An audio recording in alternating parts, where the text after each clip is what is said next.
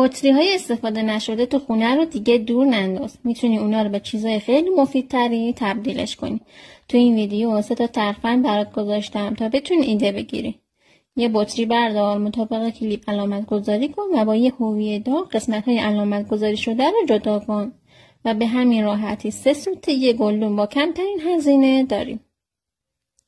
اگر تا اینجا آموزش خوشت اومد، قلب زیر پست رو قرمزش کن و این ویدیو رو برای همه دوستات بفرست تا اونام از این آموزش رایگان ایده بگیرن.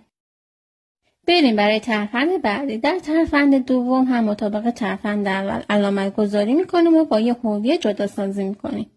از این گلدون ها برای نگهداری گل ها در بالکن میتونی استفاده کنی.